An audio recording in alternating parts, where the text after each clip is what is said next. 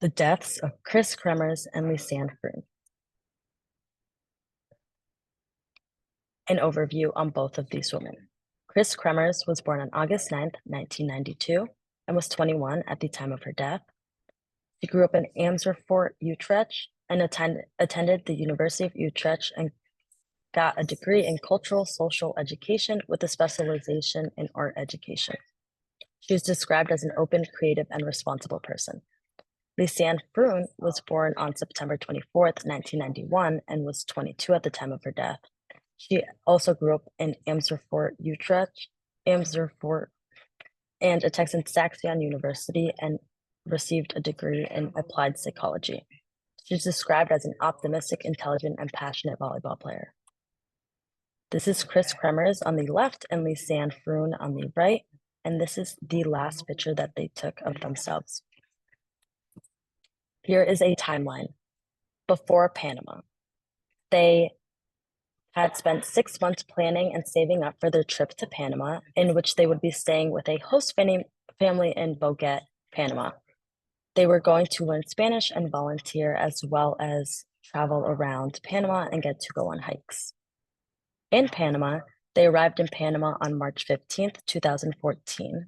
They toured the country for around 2 weeks before arriving in Boquete, Panama, which is a small town, and they arrived in Boquete on March 29th, 2014. April 1st, 2014, the two girls left at 9 a.m. for a hike on El Pianista Trail. They wrote on Facebook that they were going to walk around the town and explore and go on some hikes. This was the last Facebook post that they posted, and it was also the last day that they were seen alive. Post April 1st, 2014. So the following days, on April 2nd, 2014, the woman had an appointment with a local tour guide to get a tour of the town. However, they missed the appointment and never showed up. And this is what kind of people started expressing concern, in which their host family contacted the authorities. On April 6, 2014, the families of the women traveled to Panama to find them with detectives from the Netherlands, as they still had not been found or any traces of them had been found. On June 14th, 2014, so a couple weeks later, a local woman turned in a blue backpack that she had found by the riverbank, which turned out to be Lisanne Froon's backpack. Inside the backpack, there were 2 sunglasses, $83 in cash in American dollars, so USD. There was a water bottle. Lisanne's passport was inside. There were 2 bras. Both Lisanne and Kris's phone were inside, and Lisanne's camera was also inside. Evidence that was found from the backpack. So Kris and Lisanne's phones were both inside. From the phones, detectives and police gathered that there were 77 attempts to call the police over 4 days. They had dialed both 911 numbers, which was the Panama's national emergency number, and they also dialed 112, which is the Netherlands national emergency number. Kris's phone turned on. After this, Kris's phone had been turned off, and then Kris's phone turned on a couple times, dates between April 5th and the 11th, and all the times that it was turned on, a pin was put into the phone. However, it was incorrect every time. And the last time a phone was used was 11:56 a.m. on the 11th of April. After that, there was no more cell phone usage from either 2 phones. Lisanne's camera had 90 flash photos taken on April 8th between 1 a.m. and 4 a.m. They were of many different things. One of them was the back of Kris's head. Other ones were kind of like rocks, as you can see on the slide. There was lots of different pictures. None of them had any answers. They were very mysterious, and no one really knew what the pictures were for or like what was happening. Then on August 29th, 2014, so a couple months later, remains were found. So 2 months later, near where the backpack was discovered, they found a pelvic bone as well as a boot with a foot still inside of it. 33 bones were then found scattered all around this area.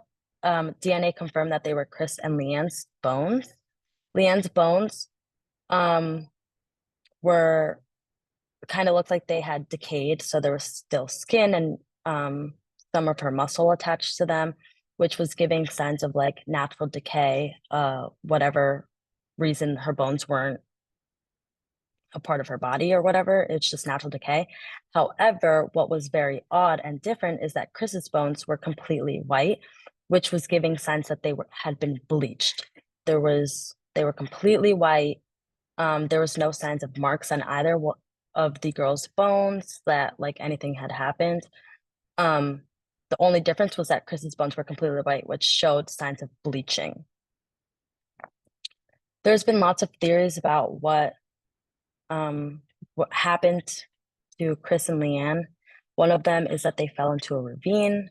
The terrain and the mountains and trails in which they were are very rough and it's steep terrain, and they could have lost visibility as it got later at night, as their phone calls were dating hours after they had embarked on their journey. Another theory is that they encountered criminals. Many women go missing in this area and are never found again. And if their bodies are found, they're dismantled and it's bones and it's far away. Like you could tell something happened to them. So I think that these women, my personal theory, what I think happened is that Kris and Lisanne went on their hike. Maybe they fell, got lost in some way. Dark was coming and approaching. They were using the camera to keep flash on to like kind of see where they were going, to keep animals away, something like that. And then they were possibly found by criminals in which tried to take them, smuggle them, whatever the case may be. And then they ended up being killed by these criminals. And I think the criminals just didn't have time to cover their tracks, which is why Kris's bones seem to be bleached, however, not Lisanne's. I would like to say rest in peace, Kris Kremers and Lisanne Froon. This is still unknown what happened to them. There's only theories. And here's my works cited.